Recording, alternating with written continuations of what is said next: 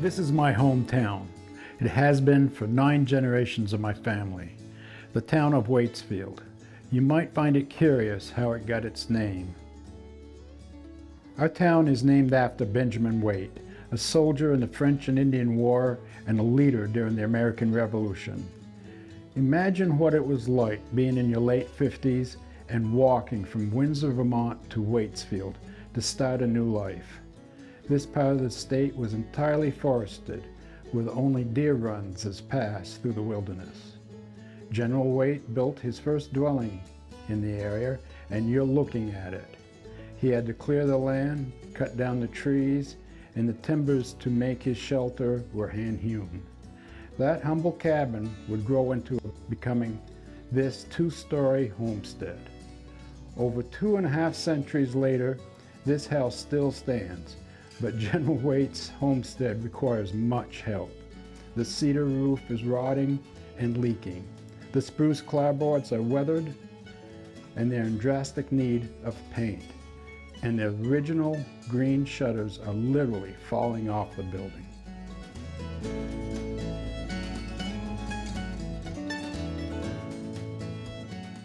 I recognize the significance of this building as a building, not just its link with General Waite.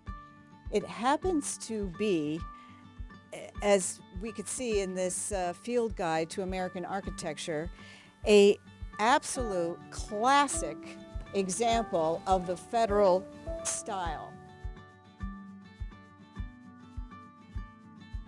There are some really important community organizations that are housed here. The Friends of the Mad River, the Mad Path, the Planning District, and my office, mental health counseling. And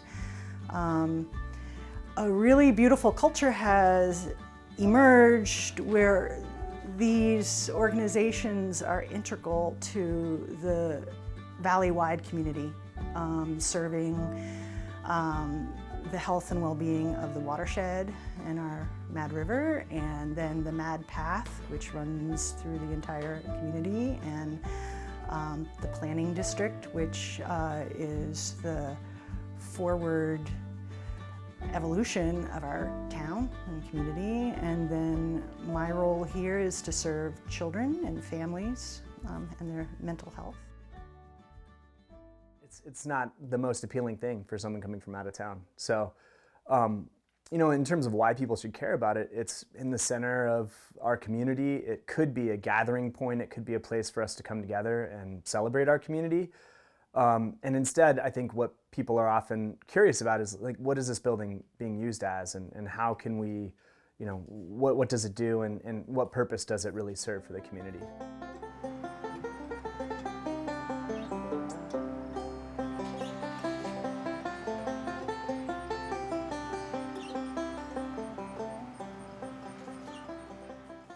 What we are looking at here is a ceiling that has obvious water damage, and this makeshift bucket and plastic tarp. Why? Because directly above there is a toilet, and for probably a decade it had been leaking and leaking. And what do we need to protect here? Well, this is the archival room of the Historical Society, with one-of-a-kind historic artifacts that are irreplaceable. This is the history of Waitsfield in this room.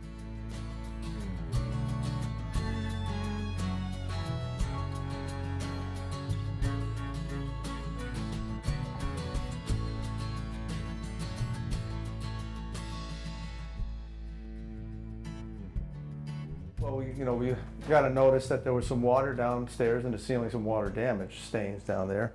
And I came up to find that the toilet had been leaking. The floor around it was rotted. There was an old pressure tank in the back of the toilet tank that was from probably 60 years ago that was creating pressure, because this used to be fed on a spring, the Waite House. So the pressure tank in there was building up pressure and running water constantly. So that added to the rot. So once I got the toilet up, I could see the floorboards had completely disintegrated underneath there. There was no framing at all.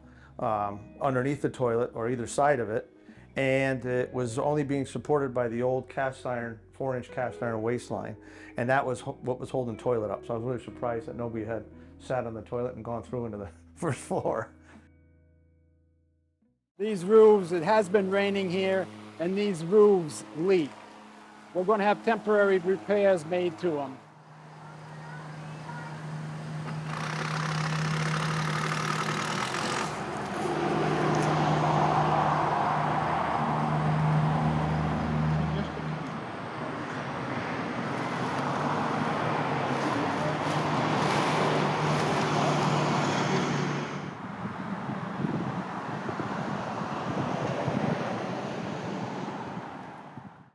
The building was neglected in some ways. When I proposed the first idea to the group to hold community lunches, people were hesitant about this because of the state of the kitchen. But we took a day, rolled out our sleeves, scrubbed and cleaned and vacuumed, and took care of the years of mouse poop in the kitchen, and now it's a beautiful space. Different organizations that are having meetings. We had lunch together across our different organizations that are housed here. I love it when the school groups are working on a project, and we share the backyard and such. So you know, in 5 years from now, I think more vibrancy, more visitors. I've always enjoyed running into people in the parking lot that are, you know, they look like they're looking for direction or a bathroom, or, you know, where are the covered bridges that I wanted to visit, and that's really fun. I feel that the General Waite House is important to our community for the value that it brings to our community, and that it's a bridge between the past and the present, and it's also an investment into the future. So I see this building as more than a structure that I drive by every day. It's a symbol to me. It's an identity to the town. It represents the valley's origins and the journey that shaped the community that we have today. So it's much more than just a structure that people don't even notice as they go by. And I think that the General Waite House contributes to the economic vitality of the town, and preserving it is super important to our town, and should be to our town, because I learned that there is an industry called heritage tourism, and that it's growing. But people won't come here if the building's falling apart. So preserving it and having it revitalized is important, because then it brings in tourism, which brings in people to support our local businesses.